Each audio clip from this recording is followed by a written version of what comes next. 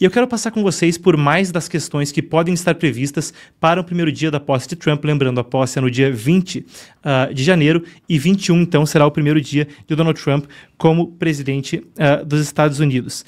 A gente tem aqui mesmo o que esperar, a manchete é do Epoch Times americano, mas eu acompanho com vocês. O que esperar do primeiro dia de Trump no cargo?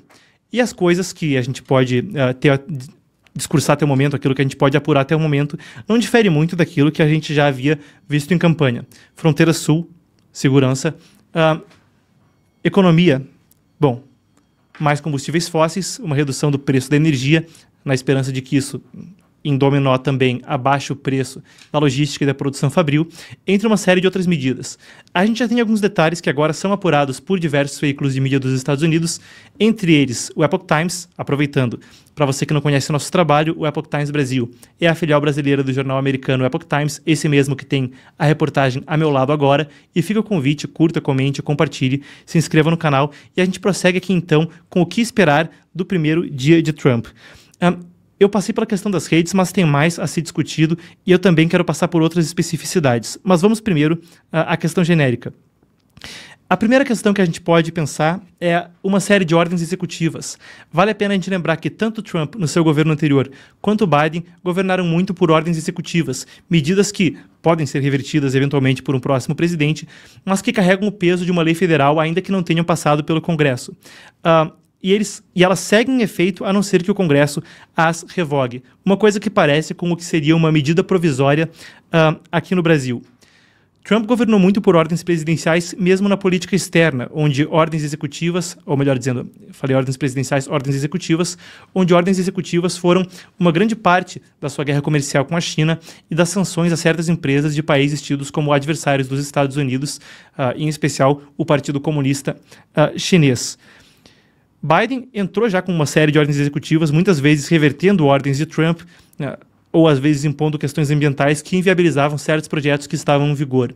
O que vem à mente em particular é o oleoduto, o gasoduto Keystone XL, que era um projeto que, por passar por terras indígenas e ter possíveis consequências ambientais, foi descontinuado e seria uma grande fonte de recursos energéticos para os Estados Unidos, ainda que recursos energéticos fósseis, petróleo, gás natural. Tem essa questão energética, mas a principal prioridade deve ser a segurança na fronteira. Leio agora da reportagem. Na primavera de 2024, Trump disse que a segurança da fronteira e a imigração seria a principal questão da sua agenda do segundo mandato.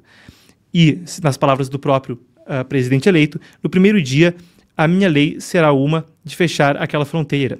Desde então, Trump fez diversas promessas ligadas à imigração na sua campanha, incluindo aquela que tem talvez o tom, a retórica mais forte. No primeiro dia, eu iria lançar o maior programa de deportação da história do nosso país. Eu falei sobre economia e energia, onde é esperado que com ordens executivas alguns projetos anteriores voltem a estar em vigor e, claro, ele também fez campanha com a promessa de Drill Baby Drill, se referindo a métodos de perfuração do solo para a obtenção de petróleo, em particular fracking, e que foram uma questão polêmica em determinado momento da campanha, porque da perspectiva de algumas pessoas no Partido Democrata, alguns ativistas ambientais, há um entendimento de que esse método de perfuração de petróleo pode ser prejudicial ao meio ambiente em determinados casos, além de, claro, a retórica comum de que combustíveis fósseis têm efeitos ambientais deletérios. Ainda assim, Trump prosseguiu, o entendimento dele é de que os benefícios superam os malefícios e de que é necessário que os Estados Unidos seja um país dominante energeticamente, não só para controlar a sua inflação, como para projetar poder no exterior. Pois se o preço do barril de petróleo estiver baixo, o entendimento de alguns oficiais é de que isso também limita a agressão militar de adversários americanos como China, Irã e Rússia, ou mesmo Venezuela, não é? No caso de China, Irã e Venezuela, países riquíssimos em petróleo e que se beneficiam muito de um preço do petróleo elevado no mercado internacional. A gente também pode esperar do primeiro dia possíveis cortes fiscais. A gente tem aqui, novamente, a frase de Donald Trump. Começando no dia 1, nós iremos acabar com a inflação e tornar a América pagável novamente, affordable, custeável novamente para o cidadão comum.